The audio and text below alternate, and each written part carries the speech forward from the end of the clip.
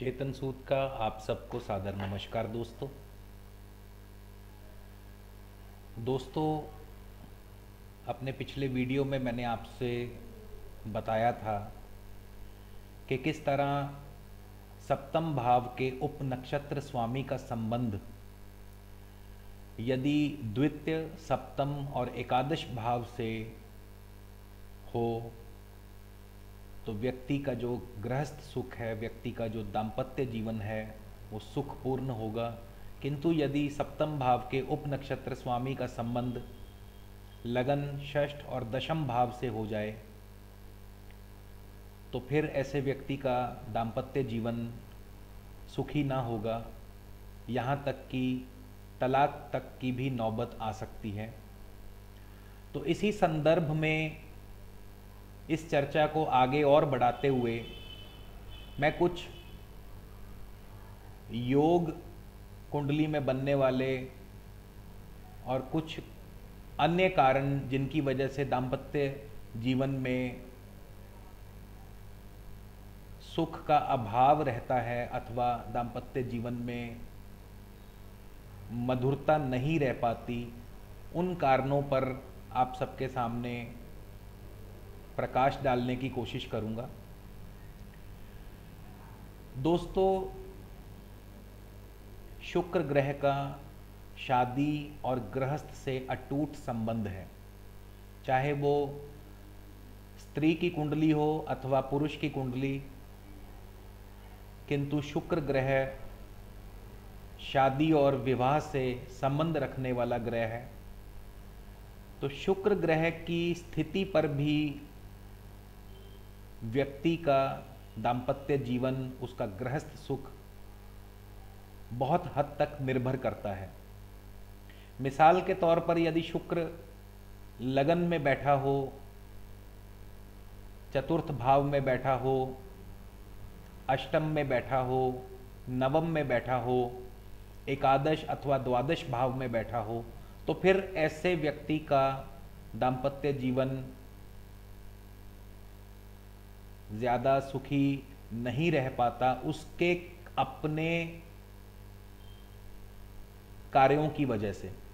क्योंकि लगन में शुक्र व्यक्ति को रसिक मिजाज बना देता है। ऐसे व्यक्ति का हो सकता है कि अन्य स्त्रियों से भी संबंध हो। इसी प्रकार चौथे भाव का शुक्र भी दो विवाह का योग बनाता है यदि अन्य पाप और शत्रु ग्रहों से पीड़ित हो। इसी प्रकार अष्टम भाव का शुक्र भी दाम्पत्य जीवन में दुख का कारण बनता है। नवम भाव का शुक्र भी दाम्पत्य जीवन के लिए अशुभकारी माना गया है। एकादश और द्वादश भाव में भी यही स्थिति है, क्योंकि द्वादश भाव में शुक्र की उच्च स्थिति मानी गई है और उच्च का शुक्र भी अन्य स्त्रियों से ऐसा व्यक्ति संबंध बना लेता है जिसके कारण उसके अपने दाम्पत्य जीवन में, अपने गृहस्थ सुख में मधुरता नहीं रह पाती। इसी प्रकार दोस्तों,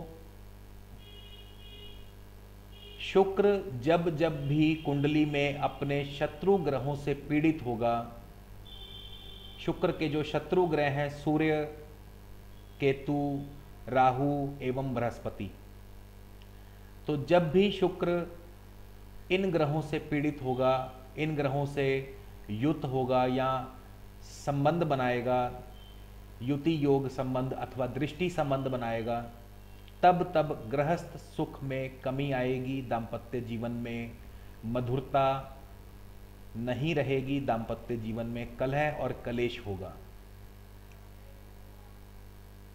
इसी प्रकार वैदिक ज्योतिष अनुसार बृहस्पति को स्त्रियों की कुंडली में पति कारक माना गया है। तो जब जब भी बृहस्पति शत्रु ग्रहों से अथवा पापी ग्रहों से पीड़ित होगा, तब तब गृहस्थ सुख में मधुरता नहीं रहेगी।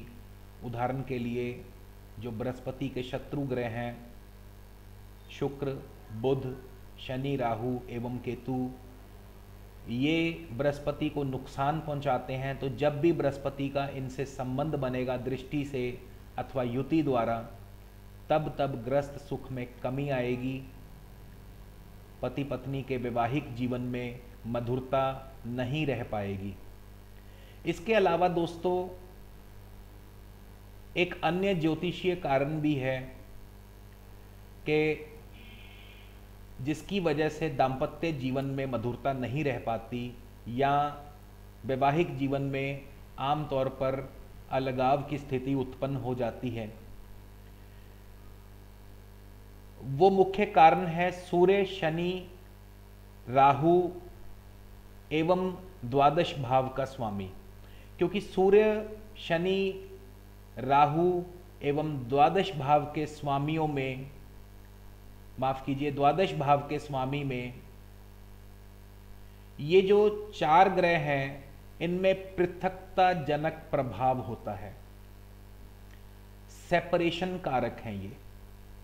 तो जब भी सूर्य शनि राहु अथवा द्वादशेश की दृष्टि अथवा इनका सीधा संबंध सप्तम भाव से होगा, जब भी सूर्य शनि राहु एवं द्वादशेश स्वयं या तो सप्तम भाव में विराजमान होंगे अथवा इनका दृष्टि संबंध सप्तम भाव से और सप्तम भाव के स्वामी से होगा अथवा सप्तम भाव के उप नक्षत्र स्वामी से यदि इनका संबंध होगा, तो फिर दोस्तों वैवाहिक जीवन कभी भी सुखी नहीं रहेगा, हर समय क्लेश की स्थिति होगी और तलाक तक की नौबत हो सकती है। जितना भी अधिक से अधिक सूर्य शनि राहु और द्वादश भाव के स्वामी का संबंध सप्तम और सप्तम भाव के स्वामी से होगा, उतनी ही निकृष्ट स्थिति उत्पन्न होगी वैवाहिक जीवन में।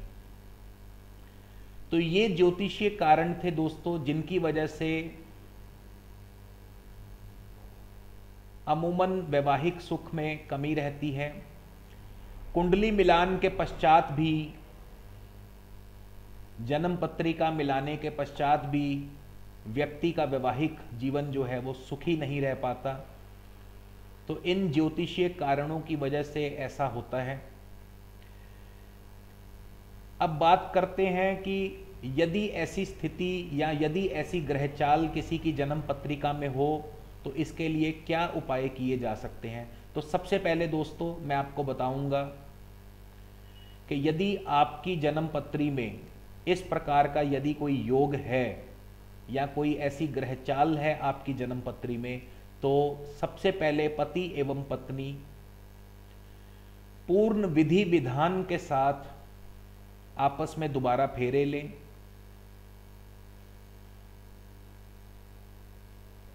दोबारा से जो सास ससुर हैं, जो कन्या के माता पिता हैं, वो दोबारा से कन्यादान करें पूर्ण विधि पूर्वक। किसी भी मंदिर में या घर में भी आप ये व्यवस्था कर सकते हैं। इसके अलावा दोनों पति पत्नी 100 गायों को यथाशक्ति अपनी सामर्थ्य अनुसार एक ही दिन में भोजन कराएं और उनसे प्रार्थना करें सुखी वैवाहिक जीवन के लिए। उनसे प्रार्थना करें सुखद भविष्य के लिए। इसके अलावा स्त्रियां जो हैं संतोषी मां का व्रत रख सकती हैं।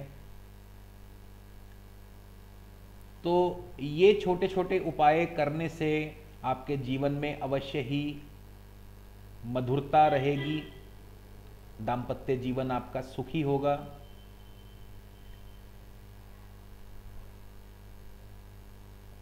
और ईश्वर से मैं यही प्रार्थना करूंगा, यही कामना करूंगा कि आप हमेशा सुखी रहें, खुश रहें, अपने जीवन में और तरक्की करें, यही मेरी ईश्वर से प्रार्थना है।